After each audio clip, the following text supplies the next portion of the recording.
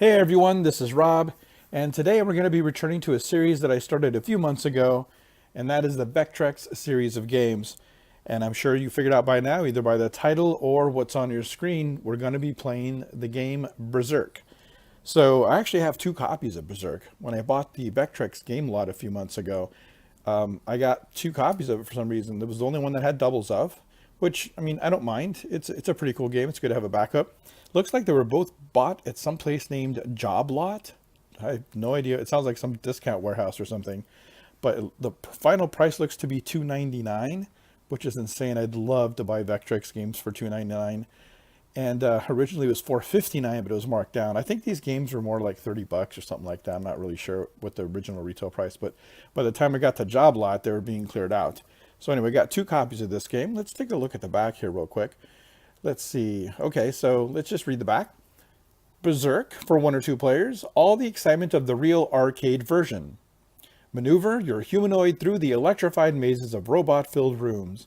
You may kill off the first group of robots, but initial success does not mean survival. Future groups begin firing at you. Added danger lurks when Evil Otto enters. He can jump the maze walls and squash you if you linger too long. So, yep, this is just a straight port of the arcade game. And here we got a couple of screenshots. Don't walk into the walls. It could be a shocking experience. That just means you can't touch the walls. They are electrified, and if you touch them, they die. And in fact, the robots die too, except for Evil Otto. He just ignores all the rules and just comes right at you, ignoring the walls. And this one says, don't let Evil Otto's smiling face deceive you. I will not. A whole array of Vectrex game cartridges are available. Space Adventure Sports each challenges you with incredible real arcade play. So yeah, this is just another game. I mean, the Vectrex really billed itself as an arcade system. It even says there, I'm not sure if you can see that, it says Vectrex arcade system. So it's not surprising that they have a bunch of arcade ports. Now, this one is a port of a 1980 Stern Electronic game. And there was another Stern game that they also ported the Vectrex called Scramble. We'll go over that in a separate video.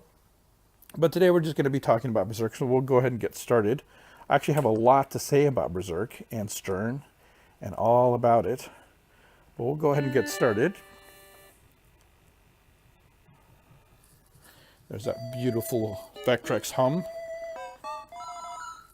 So it says GC 1982, but again, this game actually came out in 1980. In 1982, they released the sequel to Berserk called Frenzy, but it wasn't quite as popular. So, Berserk, made by, again, Stern Electronics. So Stern Electronics, the name Stern actually has been around a long time, and if you've played pinball in the last 15 years or so, you probably recognize the name Stern from Stern Pinball. And they're actually related, but two separate companies. The way Stern got started is in 1977. Ooh, I gotta get this guy. You get a bonus for, oh shit. No. Okay. In 1977, Chicago Coin, god damn it. Chicago Coin went bankrupt. So Chicago Coin was a company that specialized in coin-operated amusement machines, and they started way back in 1931. And for a long time, they were a leader in coin-operated amusement machines.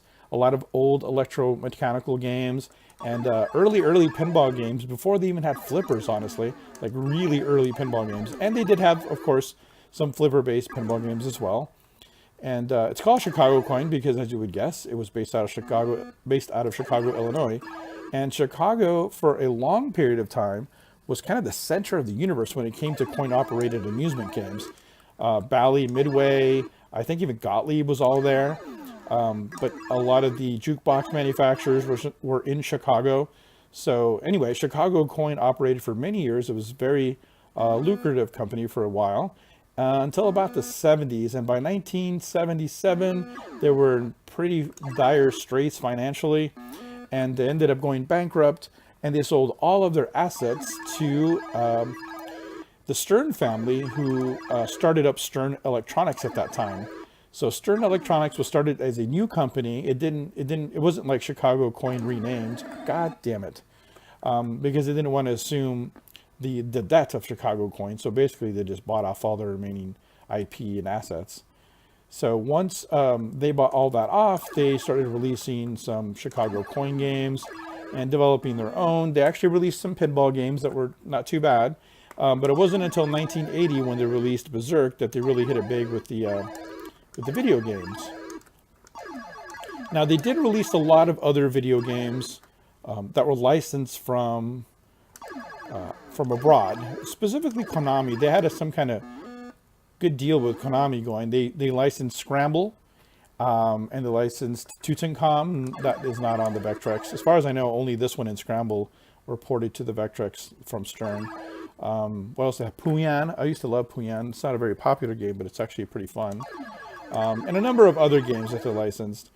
But and this wasn't a licensed game, but an interesting game that they released in 1983 was a Laserdisc game, like Dragon's Lair or Space Ace, if you're familiar with those. It was a Laserdisc-based game called Cliffhanger. And the cool part about that is Cliffhanger is actually a game based on a Miyazaki film called Lupin the Third, I always get this messed up, Castle of Cagliostro. Basically, if you're a fan of anime, you know who Hayao, that's a hard name to say, Hayao Miyazaki is. He is pretty much the Disney of Japan. He is a greatly respected animator and director, and that Lupin the Third movie was the first one that he was the director of, the first feature film that he directed. So anyway, so this Lupin the Third movie, they took bits and pieces of it, and they created this game called Cliffhanger. And it wasn't a very big hit, but it's actually pretty interesting. If you find it on MAME or specifically on Daphne, which is the laser disc emulator for the PC, I suggest that you pick it up. Anyway, so by 1985, Stern Electronics was pretty much toast. The video game crash had taken a lot of companies down with it, and Stern was no exception. So by 1985, it was pretty much out of the amusement game industry. And oh shit, okay, got away from you, Volato there.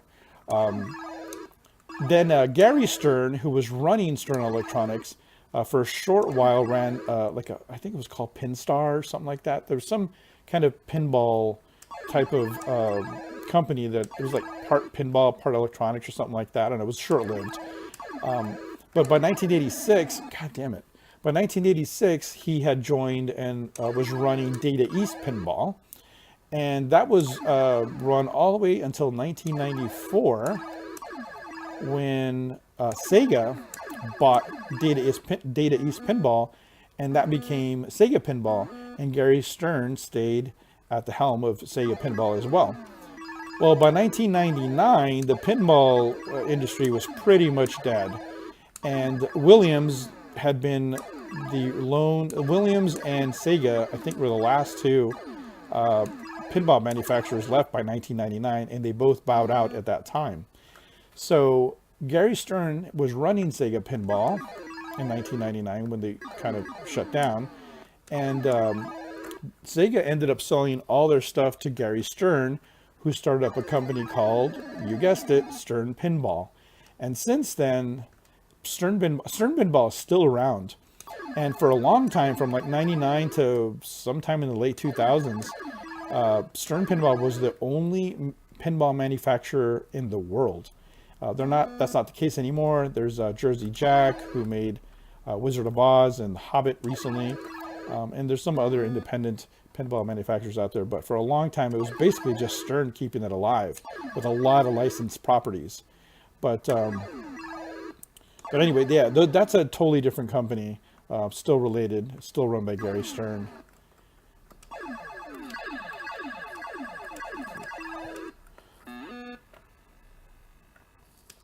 So yeah, when Stern was created back in the late 80s or late 70s, early 80s, it was, not Stern, sorry, Berserk. When Berserk was being developed, it was actually from a dream that one of the developers had, where he dreamt about robots taking over the world and exterminating humans. And he thought that would make a pretty good video game. And of course it did, because I'm playing it right now. And he called it Berserk after a science fiction set of novels called Berserker. And I think that was written by, God, was Fred, I'd read it, Fred Saberhagen or Saberhagen or something like that. Anyway, he wrote this series of books based on these things called Berserkers. And Berserkers in the sci-fi books were these robots that were basically weapons of mass destruction. They were crazy robots that were hell-bent on exterminating humanity. You know what? You should never go up and down when you try to avoid evil auto. You should always go to the sides. I figured that part out. But anyway, he named it Berserk because of that sci-fi novel where the robots were just hell-bent on exterminating humans.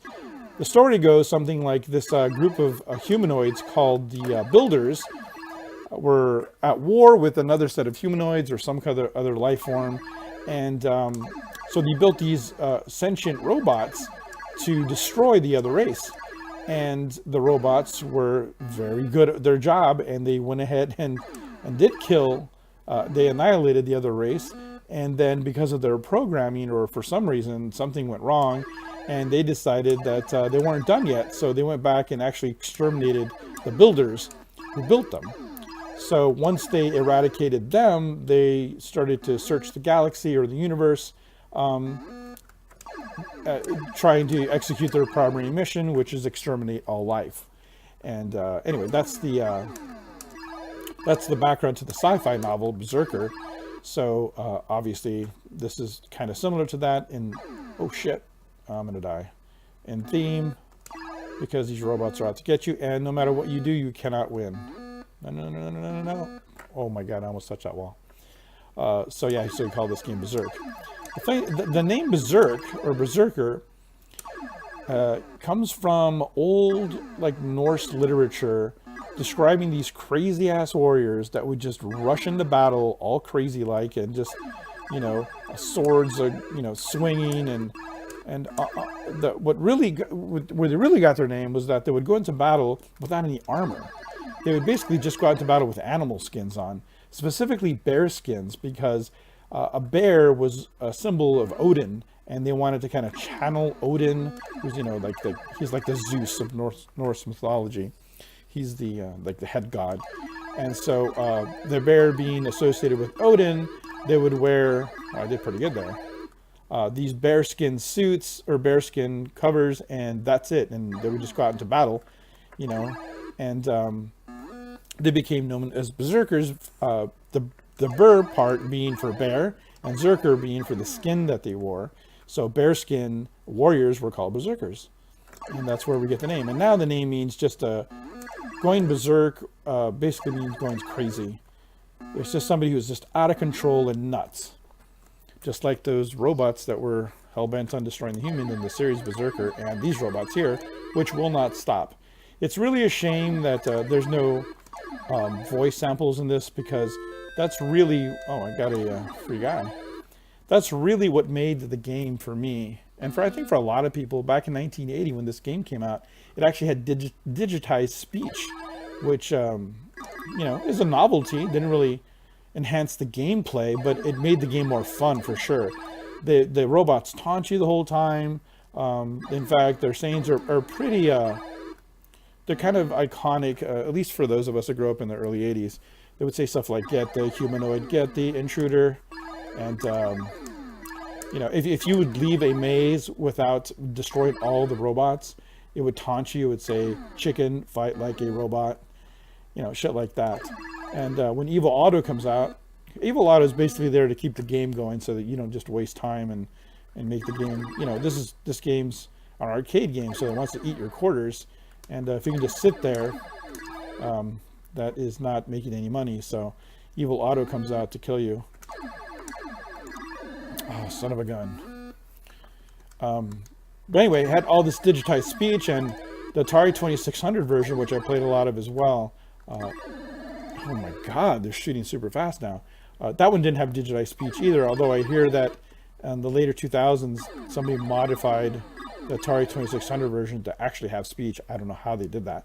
But the only official home console release to have speech was the Atari 5200 version. This one, you know, the graphics in Berserk were not great even back then. Like they were, oh my god, that guy just fucking crushed me. Got you, humanoid. Got the intruder. They weren't that great. It was raster-based graphics. They weren't vector graphics like this. This actually looks a little sharper than the... if you're curious to see what they look like, you should look up the Berserk game or play it on MAME or something. It's not that great looking. But these vector graphics look pretty sweet. The basic gameplay is the same. The robots are still dumb as shit. They still run into each other. They still hit the walls. They still shoot each other. But yeah, the Evil Auto's the same. Apparently the 2600 version had an option where you could kill Evil Auto. Probably one of the difficulty switches. But yeah, in its true form, Evil Auto, oh my god. Evil Auto is indestructible. So he just follows you and kills you if you don't hurry up and get out of the maze. You know, speaking of going berserk, which I mentioned a little while ago, what means going crazy. Buckner and Garcia, the guys behind Pac-Man Fever, you may have heard of that, released an album called Pac-Man Fever that had a whole bunch of songs just based on arcade games. And one of them was called Going Berserk. So it was popular enough. I think there was like 8. I say a whole bunch, but there's really like 8. Seems like a whole bunch. Oh my god. No, not going to make it. Not going to make it. Not going to make it. Oh, man, that was a pathetic score. Yeah, look at my high score, 6950. I just got 1720 on that. That's pretty pathetic. But anyway, Buckner and Garcia, they had 8 tracks, I think, on Pac-Man Fever. And there were titles like Pac-Man Fever, Froggy's Lament, which was based on Frogger, a song called Mousetrap, one on Defender, and they had, of course, Going Berserk. So I looked this song up. I'd never heard it before. I've heard Pac-Man Fever, but I'd never heard Going Berserk. And I looked it up on YouTube, and they actually have a performance on American Bandstand, of all things. Buckner and Garcia came. I'd never seen, I didn't know what they look like. But anyway, they're on American Bandstand, and Dick Clark's just like flabbergasted. Like, he doesn't understand how this song's a hit. I mean, he's polite about it, and he's smiling. He says, hey, you know, this mega hit Pac-Man Fever. Oh, wait, I meant Pac-Man Fever. The Going Berserk is not an American Bandstand. Pac-Man Fever was. My point was that these guys were making video game-based songs, and although Pac-Man Fever kind of sounds a little video gamey, the Going Berserk song sounds absolutely nothing like a video game song. In fact, it sounds like a ballad or something, like a love song, and then it just has awkwardly, it has all these digitized sound from the game. You know, the robots making their threats and whatever, and it's like really weird. It's talking like, it's almost like he's talking about going berserk for a girl or something, and then like just for no reason there's just like talking about Evil Auto and robots, and has this really awkward samples just kind of thrust into the song. What I was reading, Buckner and Garcia didn't want to actually do an album just of video game music, but the studio execs, or the record guys, were like, hey man, hey guys, you want a studio deal, you want an album deal, you're gonna have to make all the songs based on arcade games. And faced with the choice of having no deal or making an album full of arcade game songs, they went with the arcade game songs. So in fact, they're known for nothing else. I don't know if that was good for them or bad for them. I mean, they got national exposure. They were an American Bandstand. Their song actually hit number 9 on the pop charts, on the Hot 100. So it was a pretty big deal. Yeah, the early 80s were a crazy time. In fact, another thing about Berserk is it is one of the first, if not the first, instance where a death was directly related to an arcade game or a video game of some kind. In 1981, some kid got, he's playing Berserk and got some kind of high score.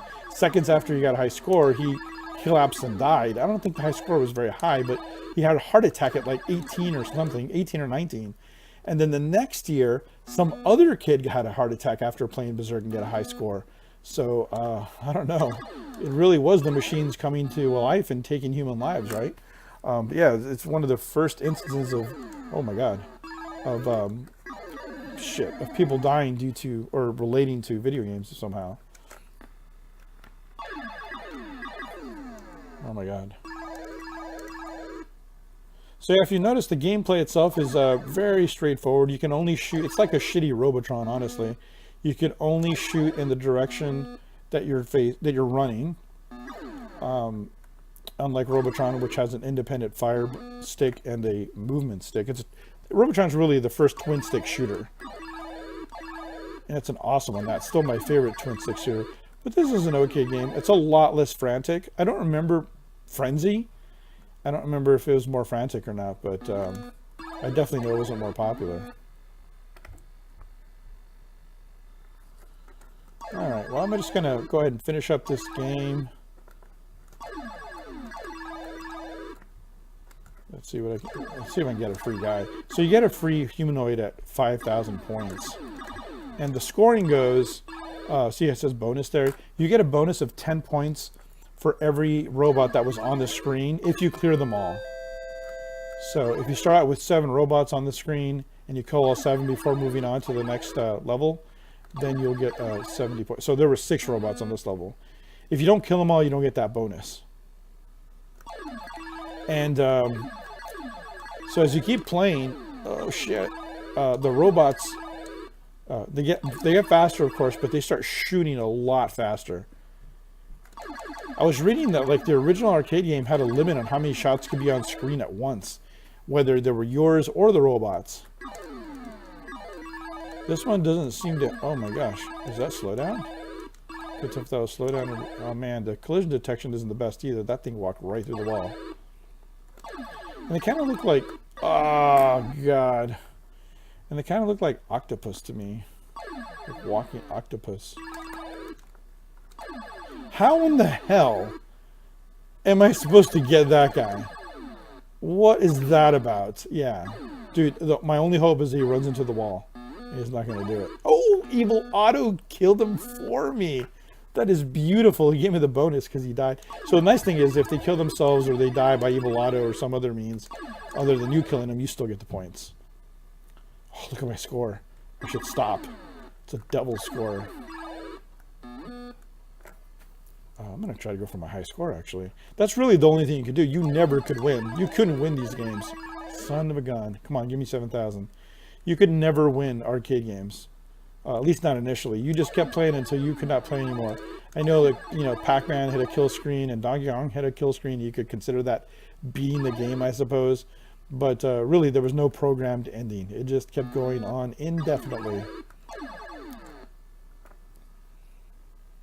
I hit 7,000. Great. At this point, they start shooting. Yeah, they start shooting crazy fast. That guy's chugging too. He was moving fast. He wasn't chugging. He was actually booking. Yeah, maybe I hit 8,000. Yeah, so that, I mean, that was the allure of these games, is just you know, trying to get a high score. That's it. You know, proving your mettle against your friends. That's what made oh my god, Space Invader so popular, is that actually had a high score. You couldn't put initials, but it actually had a high score to give you a goal. So there's my new high score, 7,940. I believe that is a world record, and it might be unbeatable. But anyway, I hope you have enjoyed this video on Berserk. If you have any questions or comments on this video, let me know. But I appreciate you watching, and the next video, maybe we'll make it Scramble. That would go along with the Stern kind of vibe, right? They're both Stern games, even though that one's actually a Konami game and a predecessor to Gradius. So anyway, hope you enjoyed the video, and we'll catch you later.